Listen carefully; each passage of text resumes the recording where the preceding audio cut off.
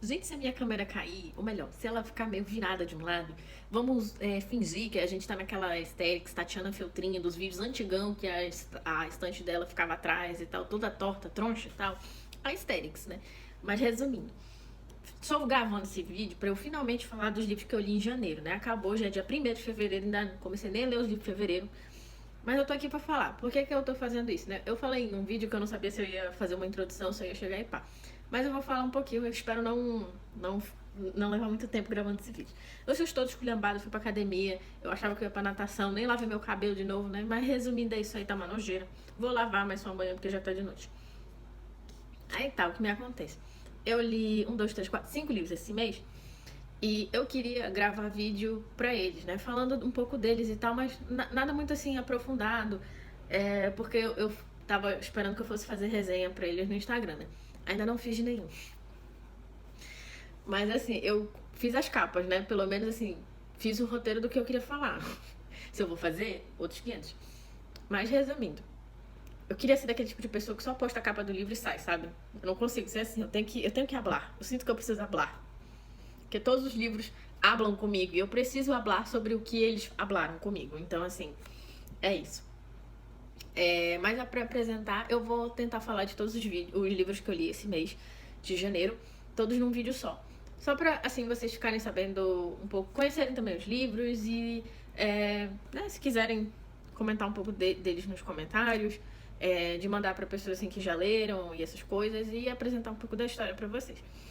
Eu anotei aqui no post-it, né? Pra não esquecer de falar de nenhum. Mas ok. Isso aqui é uma apresentação, né? Os vídeos de fevereiro saem quando acabar o mês, né? E assim nós vamos, né? Fazendo desse canal alguma coisa. Vou tirar óculos porque tá dando bem na minha cara. Porque eu coloquei um negócio aqui pra uma luzinha. Tá, eu li Cartas a um Jovem Poeta, que é um livro do Rainer Maria Rilke. E é uma troca de cartas real entre ele e um autor também, eu vou dizer iniciante, que ele tava querendo publicar as coisas dele e ele mandava cartas com alguns dos escritos dele pro Rainer pra perguntar, tipo, você acha que tá bom e tal? Eu não sei nem pra onde que eu tô olhando, se eu tô olhando pro negócio do tempo ou se eu tô olhando pra câmera.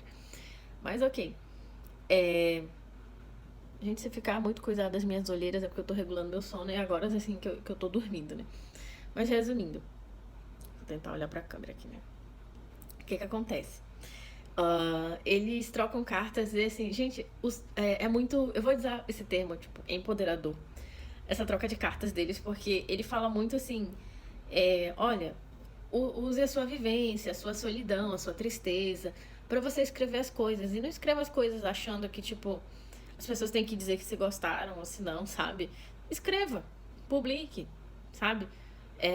Ele fala uma coisa assim que eu achei muito bonita, é que, tipo, a crítica acha que está acima de críticas, mas você não tem que publicar coisas pensando se os críticos vão se sentir agradados com o que você escreve, ou esperando elogios até dessa crítica.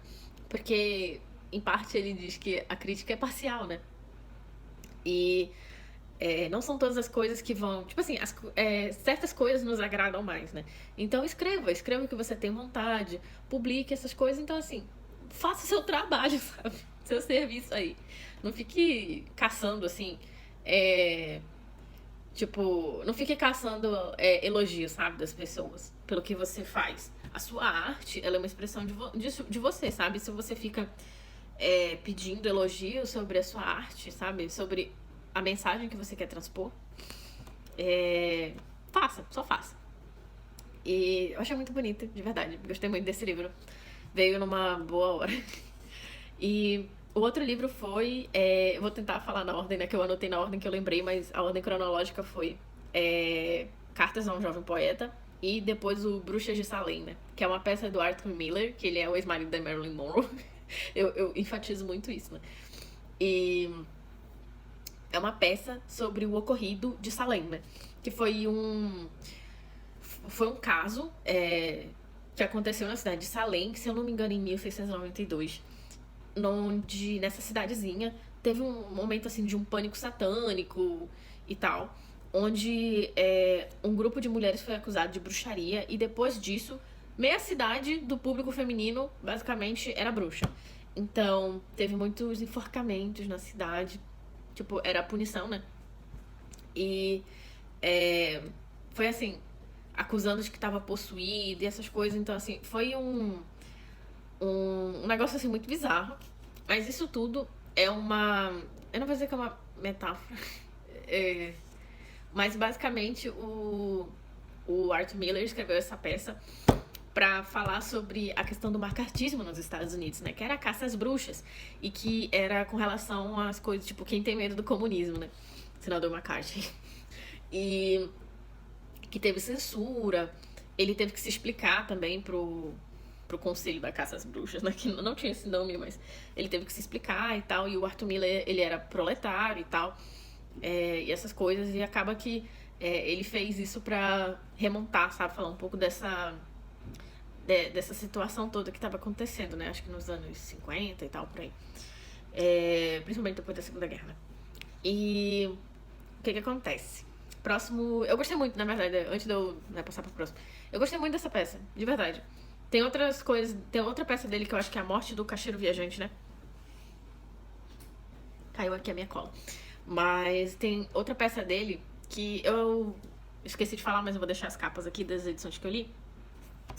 Eu acho que a da edição que eu li das Bruxas de Salem, gente, eu vou colocar outra capa. Mas eu explico, é porque assim, é uma capa mais fácil. A minha, sei lá, de qual edição era, que ela é meio zoada e ela é meio escura, então assim, não dá pra ver direito as coisas. Então, tem essa edição daqui da Companhia das Letras, que tem essa peça, tem acho que 5 peças do Arthur Miller. E uma dessas é o Caixeiro Viajante, que eu quero ler. Fiquei com vontade depois que eu li essa peça dele, que eu gostei muito, né, que no caso é As Bruxas de Salem.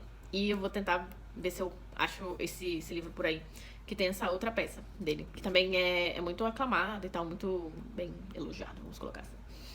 E o próximo livro que eu acabei foi Contágio, do David Koepp. Eu peguei no Prime, eu não sei se ainda tá? Então, procurem lá. É um livro bom, assim, tem 280 poucas páginas, eu acho. Acho que tem 280 e poucas.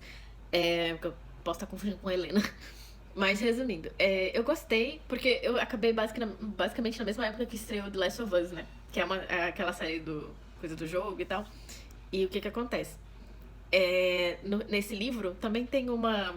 Não é bem uma pandemia, é uma infecção que é causada por um fungo. E esse fungo é o Cordyceps, ou é Cordyceps, nunca sei o nome dos fungos. Faz um tempo que eu já acabei do cursinho, tá? Onde eu aprendi essas coisas. É o Cordyceps novus, que ele chega primeiro na Austrália. Ele é um fungo alienígena, tá? Agora eu me pergunto como é que é um fungo alienígena. Mas tudo bem, essa parte assim de como que o fungo sentou chegou aqui na Terra é o seguinte. É uma sonda espacial que tava no espaço e sabe Deus por onde passou. Por isso, assim, que essa parte de onde que foi que esse fungo pegou carona, que não foi muito bem explicada, sabe? Em qual momentos e tal. Mas isso não... Se isso também tivesse, não teria relevância na história, sabe? É isso que eu quero dizer. É uma parte que ser cortada, ok. Mas tá. O fungo pega carona nessa sonda espacial. E essa sonda volta pra Terra, né? E ela cai de novo na Terra. Ou melhor, ela cai, né, na Terra de volta. E de onde ela saiu, né? E o que acontece? Ela cai na Austrália.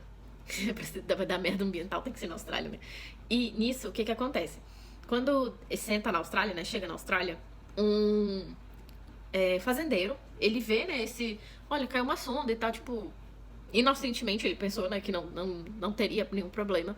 Só que esse fungo tava lá. Ele viu, porra, tem um fungo, né? Ele foi lá e limpou. Só que ficou uma manchinha de resto de fungo. Aí, o que ele fez, né? Ele pegou uma batata, que eu não sabia que isso era um truque, vamos colocar assim. Ele pegou essa batata e ele terminou de limpar. E meio que batata tira o fungo, o mofo, sabe? Eu descobrindo com os livros. Olha aí, livro é informação também. E ele acaba limpando, né, o fungo e tal. Só que o que acontece? Nisso ele se infecta com o fungo. E esse fungo, ele é igual o The Last of Us, sabe? Ele domina você, ele vai te escravizando e dominando seu sistema nervoso. Ao ponto de que você vira um mero refém de um fungo, né? E é a história de como esse fungo, que ele são mandados 3 agentes, não do CDC, mas tipo 3 agentes federais pra averiguar o que aconteceu nessa cidade, porque até o momento eles, tipo, só falaram que caiu um negócio na Terra e é isso aí, sabe? E eles vão lá e averiguam e veem que existe esse fungo lá. E eles coletam uma parte desse fungo pra deixar armazenado, assim, pra usos futuros, pesquisa e tal, tentar entender. Só que no começo do livro já falam, tipo, por que você quer trazer um treco desse, sabe? Eles, que é a doutora Hero, né? Ela fala, vai que nem em algum momento a gente precisa entender mais sobre isso. E é bom que a gente tenha o fungo pra estudar. Mal sabia ela que essa foi a razão. Ai, o gato gritando ali na cozinha. Essa foi a razão pela qual, tipo, a humanidade quase padeceu com esse fungo. Mas tá. Depois disso, esse fungo é armazenado e tal. E, gente, quando tem que dar errado, vai dar errado. Então, assim, o fungo consegue crescer, mesmo com as condições mais adversas possíveis. E a gente vai sabendo, o livro explica isso, tá? Só que a gente sabe, os outros protagonistas, né, que vêm depois, não sabem. Fui ver lá os gatos brigando na cozinha. Mas, resumindo, esses protagonistas, eles têm que impedir que esse fungo, né, seja espalhado nos Estados Unidos. Aí, outro lugarzinho pra dar merda, né? Mas, resumindo, é isso. É uma história, assim, boa. Não é, tipo, 10 de 10, assim. Tipo, tem algumas coisas que faltou um pouquinho, assim. O autor acho que desenvolveu um pouco melhor. Mas algumas das dúvidas que eu tinha, que como de acho o fungo saiu lá do fundo de onde ele tava pra chegar aqui na superfície de volta, né? Isso é respondido e tal. Só que algumas coisas desse desenvolvimento até, tipo, onde os dois protagonistas chegarem lá no coisa onde tá o fungo, tipo, mano, é muito um pouco suspensão da descrença, sabe? Mas tudo bem. Uma ótima leitura pra passar o tempo, aliás. Tipo, tem uma cara de um livro que viraria, sei lá, um filme e tal. Bem... Eu não vou dizer, tipo, thriller e tal, mas, assim, daria uma boa obra audiovisual. Bem blockbuster, né? Daria. O outro foi Helena, do Machado de Assis. E eu acho que eu nunca... Acho que nunca não, né? Nunca é um termo muito forte. Mas eu não lembro de ter lido... vai descarregar meu relógio. Não lembro de ter lido nenhum livro da era romântica, né? Do Machado. E Helena, eu descobri que a protagonista, né? A Helena, ela foi precursora da Capitu, né? Tipo, a ideia da concepção de uma mulher como Helena depois deu origem à ideia do que seria Capitu, né? A personagem Capitu. E é um livro, assim, muito... Cara, o Machado jogou uma bomba e depois, assim, ele saiu correndo e deixou você se livrar. Tipo assim, você que se vire. Basicamente, a Helena é essa mocinha que ela tem, eu acho que 17 anos ou 16. Mas ela é bem nova, assim, ela parece a menor de idade mesmo. E o que é que acontece? Ela é introduzida no seio da família. Tipo, morre o procurador do Vale, se eu não me engano. É como chamam dele, acho que procurador do Vale, alguma coisa do Vale. E ele tem um filho. E esse filho é o detentor de toda herança, né? Tipo, ele era filho único. Só que o pai deixa no testamento, eu tenho uma filha fora do casamento que eu reconheci já e tal, e eu paguei escola e tudo pra ela. Ele queria que essa filha fosse morar com ele, tipo, ela fosse integrada à família. E o que acontece? E é o que acontece com essa mocinha, no caso da Helena, né? Ela é introduzida no seio dessa família e tal, e ela trata todo mundo muito bem, e todos, assim, em algum momento se rendem a ela, né? Tipo, ela sabe lidar com as pessoas e tal, ela sabe quando alguém tem alguma coisa, assim, com ela, então ela sempre tenta, assim, virar o jogo em favor dela. Sabe aquela questão da mulher manipuladora e tal, que depois a gente vê na Capitu? Então, foi assim, o embrião foi a Helena. E o que acontece? A Helena, ela é uma moça, assim, muito, muito sóbria. No sentido de que ela é muito inteligente, mas ela é muito, assim, misteriosa, sabe? Olhos de cigana, oblíqua dissimulada. E ela gosta de um certo rapaz que em nenhum momento ela fala pro irmão dela quem é. E só que ela fala, olha, eu amo esse homem, mas assim, a gente não vai ficar junto. Então, você só precisa saber disso, sabe? E ele, ok, né? Tipo, ele até, tipo, não tem realmente nenhum jeito de você, tipo, ficar com o homem que você quer e tal. Aí ela, não tem.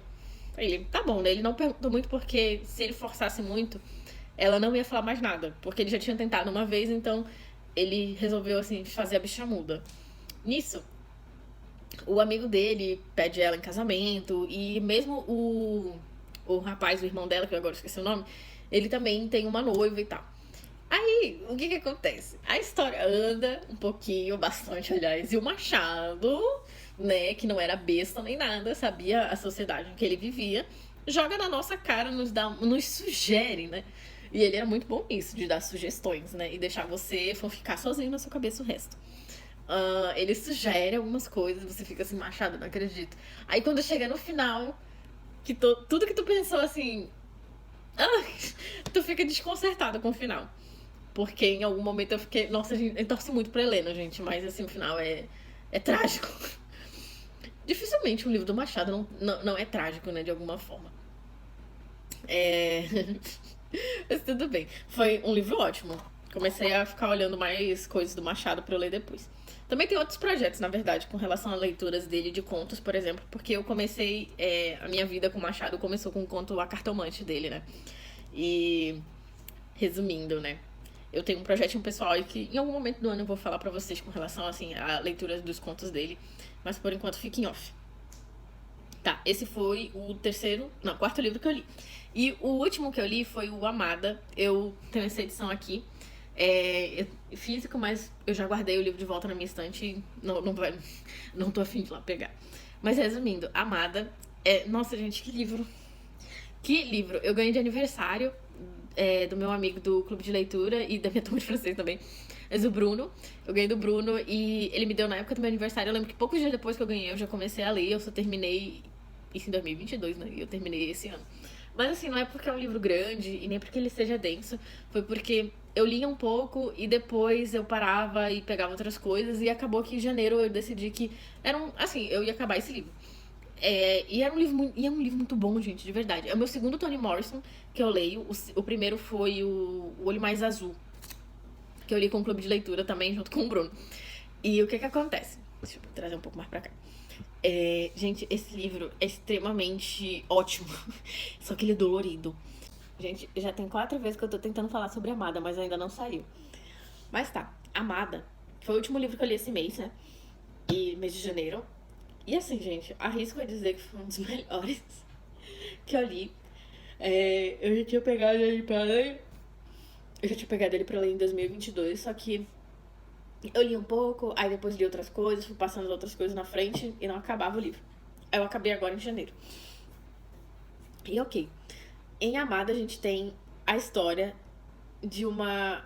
Não vou dizer uma casa assombrada, porque seria, assim, reduzir demais o livro. Mas é a história desse fantasma que é as dores da escravidão. E a gente tem a Seth, que é a mãe, e a Denver, que é a filha. E elas duas, basicamente, são os nossos protagonistas, né? E elas vivem nessa casa, que é sempre referida como O 124. Mas, assim, parece ser um apartamento, né? Quando a gente fala O 124. Mas pra mim parece... Quando a gente lê o livro, parece mais uma casa. E nessa casa, esse espírito que parece, sim... Esse fantasma que parece ser de uma criança... Ele não dá paz pra ninguém naquela casa. E o que acontece? A Seth e a Denver estão tentando viver, tipo, bem, porque a avó da Denver, que era a sogra da Seth, ela faleceu. E só tá elas duas. Os outros 2 filhos fugiram. Ela tinha... Eu esqueci o nome de um deles, mas o outro irmão era Bugler, o nome. E esse fantasma não dava sossego pra ninguém. E ele aprontava com todo mundo na casa. Até que esses 2 filhos ficaram tão assim incomodados com tudo e fugiram. Largaram a mãe e a irmã. E esse fantasma é de uma pessoa que era filha da Seth. Eu vou dar spoiler, tá, gente? Então, ouçam isso aqui sabendo que vocês vão receber coisas da história. A Seth teve uma filha que, uma vez, quando um homem branco chegou perto, assim, da propriedade dela, ela ficou muito nervosa porque ela já tinha ouvido casos de homens brancos, né, donos de escravos que tinham fugido, eles mandavam esses caçadores, né, de escravos, e eles tentavam fazer as pessoas voltarem pras fazendas à força, né? E o que algumas mães faziam? Essas mães meio que escondiam as crianças ou então matavam os próprios filhos para eles não voltarem pros campos, né? De trabalho, de escravização, né? E a Seth ficou tão nervosa com isso que ela pegou a filha dela mais nova e tentou matar a menina com um serrote, assim, na garganta, tipo... Basicamente, né, acabando com a vida da menina bem ali. Só que não deu certo. E essa criança supostamente morre. Mas fica o fantasma na casa, assombrando tudo e a todos. Só que o que acontece? Supostamente, essa filha não morreu. Algumas coisas ficam assim, cara, como é que tinha um fantasma? Como é que a menina volta? Fica muitas umas perguntas assim. Mas isso não diminui a força assim, desse livro. Porque essa moça volta, né? Agora ela já não era mais uma criança, né? Já tinham se passado mais de 10 anos. Então, ela volta quase como assim, uma final da adolescência, sabe? E a Seth ter que encarar o próprio passado é a coisa assim que faz a história, faz o acontecimento. E é um livro assim muito muito bonito, gente, de verdade. Os assuntos são muito delicados, mas extremamente potentes assim em fazer a gente ficar assim, meu Deus, sabe? Então, foi um dos melhores livros assim, de verdade que eu li. Pelo menos esse mês, né? Tipo, e no ano também. Mas é um livro muito bom. Muito bom mesmo. É o meu segundo Toni Morrison. E assim, pra mim, Toni Morrison é quase como o Jorge Amado, sabe? Ainda não li um livro ruim. Então, é isso. Eu fico por aqui, né? Já tá ficando muito grande e eu já tô ficando cansada. Porque eu tô ficando sem voz também de ter que gravar. Já tentei gravar esse trecho, né? 4 vezes, como eu falei logo no começo, e eu já tô, assim, minha garganta já tá arranhando. Mas de verdade, gente, é um livro muito bom. Não vou dizer que eu gostei, porque seria assim pouco. Eu adorei esse livro. De verdade. É muito bonito, extremamente poético. A prosa poética da Toni Morrison ela é muito bonita. E é isso. Eu vou ficando por aqui. Não esqueçam de me seguir nas minhas redes sociais, por favor. Instagram, TikTok e aqui no YouTube também. Compartilhem pros amigos de vocês. E é isso. Final de fevereiro eu volto pra conversar sobre os livros que, né, lerei em fevereiro. E ainda nem peguei os livros que eu tinha marcado que eu tinha separado pra ler esse mês. Mas tudo bem, eu vou tentar começar algum deles hoje. Então, é isso. Deem like, não se esqueçam, por favor. Deem muito like nesse vídeo.